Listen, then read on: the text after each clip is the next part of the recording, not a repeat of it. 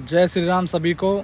दोस्तों, एक मोमडन लड़की ने एक पोस्ट डाल रखा है। आपको पहले उसे पढ़ा देते हैं, फिर उसके बारे में बात करते हैं।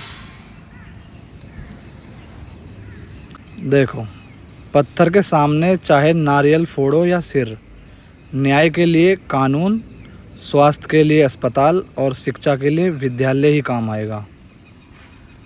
ठीक है, आपने पोस्ट डाला, लेकिन इसका जवाब हम देंगे। इसके उत्तर में मैंने कुछ लाइनें लिखी हैं। अगर अच्छी लगें तो वीडियो को शेयर करना और अपनी राय कमेंट में ज़रूर देना।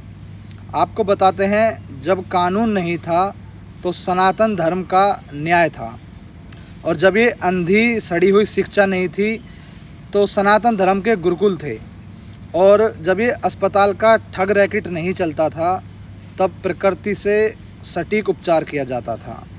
और सबसे मज़ेदार बात यह है कि बीमारी से आधे से कम उम्र नहीं मरता था इंसान।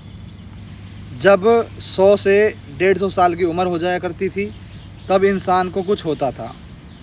दूसरी बात अब आती है शिक्षा, पत्थर और आस्था की।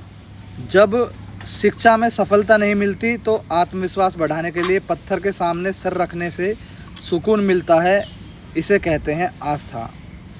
जब स्वास्थ्य खराब होने पर डॉक्टर जवाब दे देते हैं तो उसी पत्थर के सामने इंसान माथा टेकता है, उसी पत्थर के सामने हाथ जोड़कर ये प्रार्थना करता है कि भगवान बस कैसे ही करके इंसान को बचा लो, उसे कहते हैं आस्था। जब कानून किसी के साथ न्याय नहीं कर पाता तो उसी पत्थर के सामने न्याय की गुहार लगाई जाती है, इसे कहते हैं आस्था।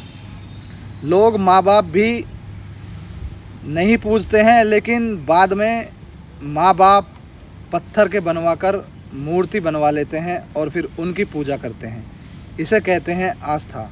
ज़रूरी नहीं कि हर मर्ज ही दवा या इलाज या डॉक्टर के पास हो।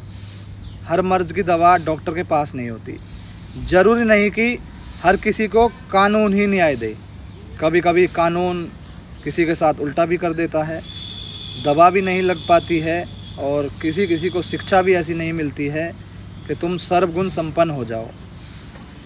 तो ज़रूरी नहीं है कुछ भी चीज़, लेकिन जब कोई आपकी नहीं सुनता तो इंसान उस पत्थर के सामने ही रोता है, उस पत्थर के सामने ही गिड़गिड़ाता है, उसे कहते हैं आस्था।